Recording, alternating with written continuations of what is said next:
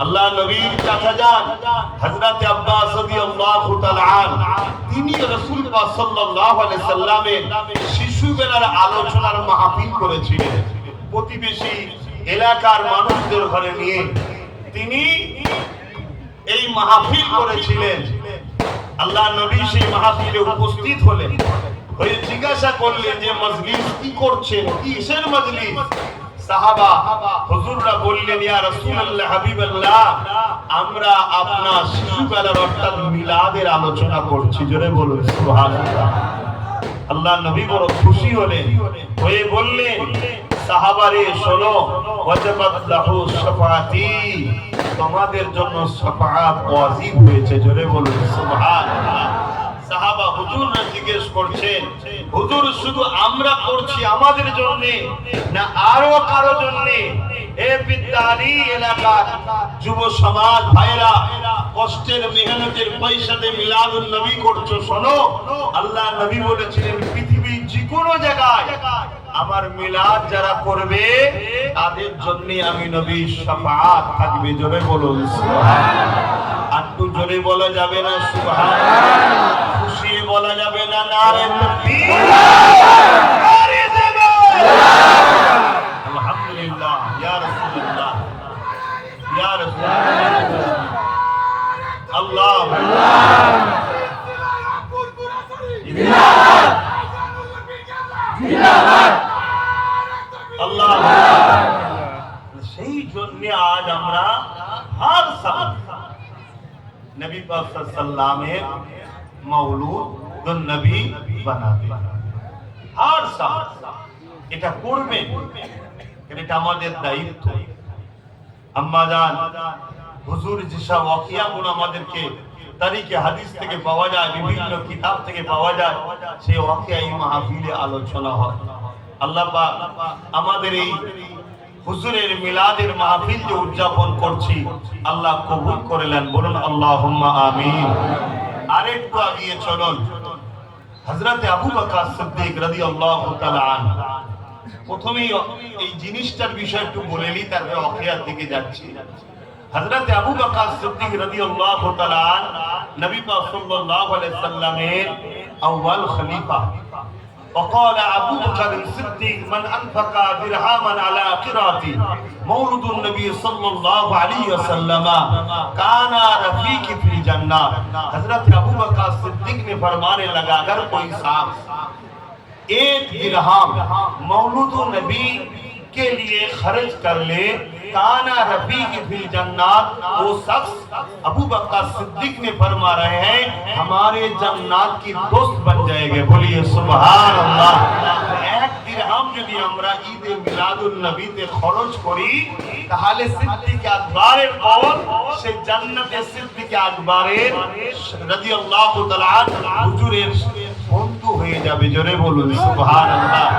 এর মর্যাদা, এর শান কত, এর মাকাম কত, এগুলো আমাদেরকে জানতে হবে। তো যাক, আল্লাহ আমাদেরকে এর উপরে কায়েম মাকাম রাখেন। কেন আজ কিছু মানুষ চাইছে আমাদেরকে হুজুরের থেকে দূরে সরিয়ে নিয়ে যাবা। এই ষড়যন্ত্র বিশ্ব জুড়ে একটা চলছে, কারণ একটাই, হুজুর হলেন ঈমান। হুজুর কি? ঈমান। ईमान एक अलग चीज है, अमल दूसरा अलग चीज है। जो लोग ईमान लाने के बाद सलात अदा करते हैं, वो सलात उनके लिए इबादत अमल बनते हैं।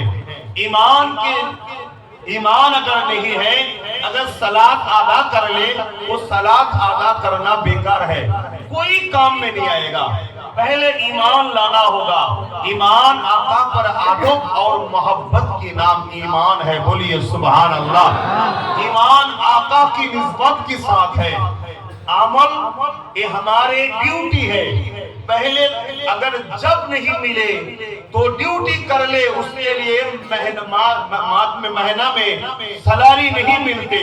तो उसी तरह जो लोग ईमान लाए हैं, ईमान लाने के बाद नमाज अदा कर ले, रोजा अदा कर ले, हज अदा कर ले, ज़कात अदा कर ले, जितना जितना ज्यादा अमल करे, जन्नत में उसका मकाम आला होगा। बोलिए सुभान अल्लाह। अगर शर्त है पहले ईमान लाना होगा और ईमान आका की निस्बत के साथ है, मोहब्बत और आदब के साथ एक गांठ बांध लेना आका के साथ, यही ईमान है। तो এই জন্য আমাদের ঘরে বড় প্ল্যান করে হুজুরের থেকে সরাবার বড় প্ল্যান করছি। আমাদের কাছে হুজুরের মিলাদুন নবীও হবে, সিরাতুন নবীও হবে, মিরাজুন নবীও হবে, আখলাকুন নবীও হবে, নবী পাক সাল্লাল্লাহু আলাইহি ওয়াসাল্লামের খাতেমুন নবীর মাহফিল হবে, নবী পাক সাল্লাল্লাহু আলাইহি ওয়াসাল্লামের সবকিছুটাই আমাদের জন্য শরিয়াত। জোরে বলুন সুবহানাল্লাহ। কেন খোদা বলেছেন লাকাদ কানা লাকুম ফি রাসূলিল্লাহি উসওয়াতুন হাসানা, नबी को खुदा ने हमारे लिए उसवा मॉडल बन के भेजा है। बोलिए सुभान अल्लाह। नबी हमारे लिए मॉडल है। হুজুর পাক সাল্লাল্লাহু আলাইহি ওয়াসাল্লামের সবটা আমাদেরকে নিতে হবে। কিন্তু কেউ যদি মনে করে 40 বছর বয়সে নবী নবী হয়েছে, তার আগে তো নবী ছিল না, তো নবো কেন, এটাই হলো গোমরাহি। আমার नबी तब से नबी है जब आदम सफीउल्लाह पानी और मिट्टी के साथ मिला हुआ है, तब से मोहम्मद रसूल नबी थे। बोलिए सुभान अल्लाह। जब इस आदम सफीउल्लाह, हजरत जिब्राइल, हजरत मिकाइल, हजरत इसराफील कुछ भी ना थे, तब मोहम्मद रसूल नबी थे। बोलिए सुभान अल्लाह। मजेजा जो सामने वाले को आजीज करते हैं, एक ऐसा कोई वाकया को मुजेजा कहते हैं যেটা নবীদের দ্বারা ঘটে, এমন কোন ঘটনা যেটা সামনেওয়ালা ব্যক্তিদের ঘরে অ্যাট্রাকশন করে, আজিজ করে, তাকে কি বলা হয়? মুজেজা। নবীদের দ্বারা মুজেজা হয়। আমার নবী পাক সাল্লাল্লাহু আলাইহি সাল্লামের সিনা চাক হয়েছিল, তখন নবী পাক সাল্লাল্লাহু আলাইহি সাল্লাম দুদুমা হালিমা হুজুরের ঘরে আছে। নবী যদি না হয় তাহলে মুজেজা হলো কি করে? আমার নবী সবটা নিতে হবে। আসল সেই নবীর মিলাদের দিকে বাড়ে যায়। হুজুরের একটু মিলাদ বানায়। আম্মা জান আমেনা হুজুর বলছেন, আমার গর্বে হযরত মুহাম্মদ সাল্লাল্লাহু আলাইহি সাল্লাম তাশরীফ নিয়ে আসলেন। জোরে বলুন সুবহানাল্লাহ। যেদিন আম্মা আমেনা বলছেন আমার গর্বে মুহাম্মদ সাল্লাল্লাহু আলাইহি ওয়াসাল্লাম আসলো, আমার শরীর থেকে একটা খুশবু বাহির হওয়া শুরু হলো। জোরে বলুন সুবহানাল্লাহ। আমার চেহারার মধ্যে পরিবর্তন শুরু হলো। আমি নিজে ঘরের মধ্যে রয়ে গেলাম। আমার স্বামী আব্দুল্লাহ হুজুর যখন ব্যবসার জন্য রওনা দিলেন, সেখানে গিয়ে ইন্তেকাল হলো। কিন্তু আমার শরীর থেকে এই খুশবু দিনকে দিন বাড়তেইছে। একদিন এই মেসেজটা পুরো এলাকায় ছড়িয়ে গেল। কয়েকজন মহিলা খাতুন এসে রাসূল পাক সাল্লাল্লাহু আলাইহি ওয়াসাল্লামের দাদাজান হযরত আব্দুল মুত্তালিব রাদিয়াল্লাহু তাআলা আনহু হুজুরকে এসে বলতে লাগলেন, হে আব্দুল মুত্তালিব, আপনি আমাদের সরদার, আপনার পুত্রবধূ যার স্বামী নেই, বিধবা, তিনি আতর ব্যবহার করছেন, এমন আতর, এমন খুশবু, যার খুশবু পুরো মক্কার অলিতে গলিতে পাহাড় পর্বতে সব জায়গায় ছড়াচ্ছে। সবার মুখে আওয়াজ, আমেনা খুশবু পাই তো পাই কোথায়? মাকে তো কোথা থেকে পাই? কেন এটা মক্কা, কেন কোন শাম, সিরিয়া, বিভিন্ন জায়গায় আমরা বিজনেসে যাই, এত খুশবু দেয় আতর কখনো আমরা দেখিনি বা শুকিনি বা পাইনি। জোরে বলুন সুবহানাল্লাহ। হে আব্দুল মুত্তালিব, আপনি তো আমাদের সরদার, বিধবা হয়ে আতর মাখছে, এটা সমাজে একটা বড় লজ্জাজনক বিষয়। আপনি আপনার পুত্রবধূকে বারণ করুন যেন আতরটা না মাখে।